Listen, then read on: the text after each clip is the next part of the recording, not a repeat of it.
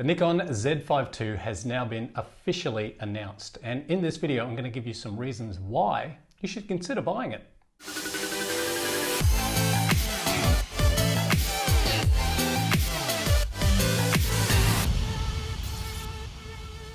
Hi guys, and welcome back to the channel. Let's start off by looking at some of the key specs that stand out on the Nikon Z5II.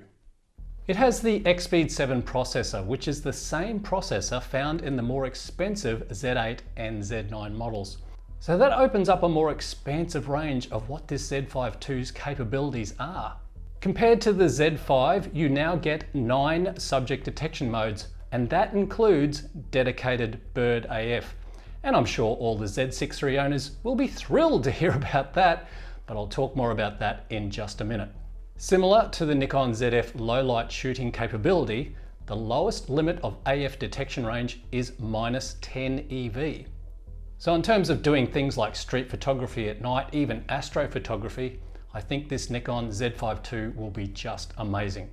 Frames per second, you can shoot up to 14 frames per second in mechanical shutter, and the Z5II now has pre-capture release, where you can capture action up to 1 second before fully depressing the shutter button down. In-body stabilization is also up on the Z5II. It's now up to 7.5 stops at the center and 6 stops at the periphery compared to the Z5, which had only 5 stops. Video, you can shoot up to 4K at 60 frames per second, but that is with a crop. And you can record NRAW internally for greater flexibility in post-processing when it comes to grading.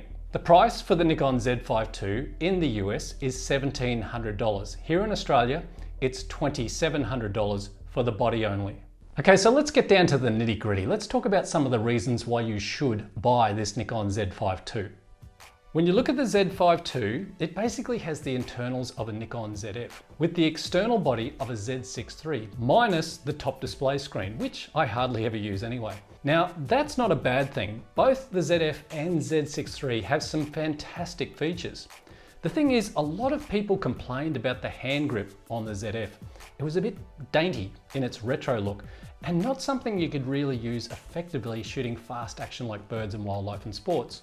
So getting the body from the Z6III, which has a much better hand grip, makes the Z5II a better option for people to choose from now. Now, next you've got price. At $1,700 US, that's pretty awesome for an entry-level full-frame camera with so many great features. And I think the 24 megapixel sensor is plenty resolution for whatever you're shooting. The Z5II also has the flip-out screen. I know some of you out there don't like it, but it does come in very handy if you're a solo content creator, doing things like selfies, or getting those low angles to the ground in portrait orientation. All right, let's talk about the autofocus system. The autofocusing system in the Z5II is much better than the original Z5. Plus, you get that dedicated bird AF. Now, I'm sure when those Z6III owners out there saw this, their reaction was pretty much like this. I get so many comments on my channel from jilted Z6III owners, and I can't blame them really, complaining about how the Z6III doesn't have dedicated bird AF, but more entry-level cameras like the Z52 and now the Z5II have it included. I've got my fingers crossed for all you Z6III owners out there that Nikon will eventually update the firmware for your camera and give you dedicated bird AF. Also with full frame cameras, you do have the ability to shoot up to 1/8000 shutter speed, compared to the crop sensor cameras like the Z52, that'll only let you go to 1/4000th of a second. So maybe that might be a reason why you want to go full frame with the Z5II. Now, another question that's going to be floating around, do you upgrade from your Z5 to the new Z5II? And I can only speak from experience here. I've used, say, the Z50, and then recently I bought the Z52. Now, I could tell the difference straight away when I picked up the Z52. The autofocusing system was just dramatically different. There was a whole heap of other little operational things that were much better than the Z50 as well. I think the same thing could be applied here with the Z5 versus the Z5II. I guess it really depends on the type of photography you're doing. You know, for things like landscape and astro, where you don't really need blistering fast autofocus. The Z5 II does have that X-Speed 7 processor now, so you get a much better autofocusing system. So that particular camera for doing landscape and astrophotography, plus things like birds and wildlife and sport and shooting your kids running around the backyard, I think it actually is worth upgrading.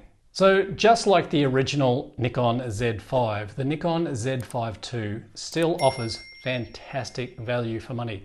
I think if you're an entry-level photographer wanting to get into a full-frame camera for the Nikon Z mount in particular, then I think the Nikon Z5 II is the camera for you. Anyway guys, thank you so much for watching. I'll see you next time.